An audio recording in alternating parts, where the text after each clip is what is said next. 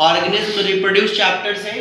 और ये सवाल जो है यह ऐसा सवाल है जो बिल्कुल भी आपका बोर्ड पे एक सवाल पूछा जाता है, ठीक है। ये आपका ह्यूमन रिप्रोडक्शन से लास्ट जो टॉपिक आप पढ़ोगे उसी से ये सवाल पूछा गया है प्रीवियस ईयर्स में।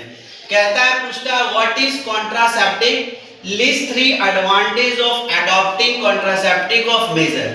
कॉन्ट्रासेप्टिव होता क्या बच्चा, एक तरह का मेडिसिन्स कह सकते हो, सर्जिकल मेथड्स भी होते हैं जिसके द्वारा किसी बीमारी से या फैमिली प्लानिंग यानी बेबी बॉर्न फैमिली प्लानिंग जो है उनको बारे में इसमें जानकारी मिलता है।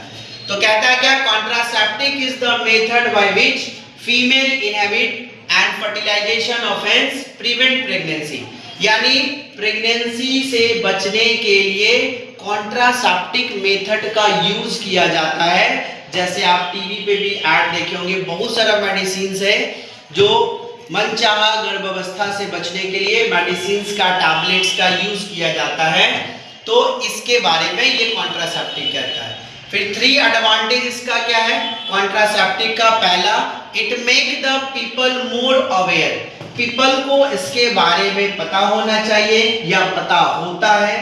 कहता है about the concept of family planning. Family planning जो है उसका कंसेप्ट को समझना होता है और इसके बारे में बचपन से ही सेक्स एजुकेशन के ऊपर में आप 8, 9, 7 से ही बुक पढ़ते आते हो। कहता है keeping and population under control. इसीलिए ये बताया गया है कॉन्ट्रासेप्टिव मेथड या कॉन्ट्रासेप्टिव, क्योंकि ज्यादा जनसंख्या किसी भी देश का ग्रो ना करे, एक लिमिटेड अमाउंट ऑफ जनसंख्या यानी कि पॉपुलेशन हो, जिससे देश का हर एक अर्थव्यवस्था यह सब कुछ प्रॉपर्ली वे में चल सके। क्लियर।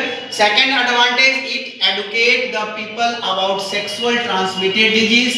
कॉन्ट्रासेप्टिव्स में सेक्सुअल ट्रांसमिटेड डिजीज यानी एसटीडी जो डिजीज होता है उसके बारे में भी अवेयर होता है और उससे बचने के लिए हम ऐसे चीजों को अवॉइड करते हैं, ठीक है।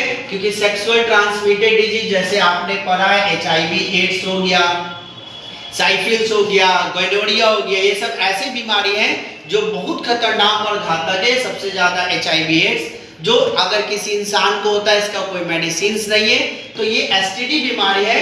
तो एसटीडी मतलब पता चल गया सेक्सुअल ट्रांसमिटेड डिजीज, तो इससे बिल्कुल भी अवेयर रहकर और बचना चाहिए। तीसरा क्या है, it help the female space of children.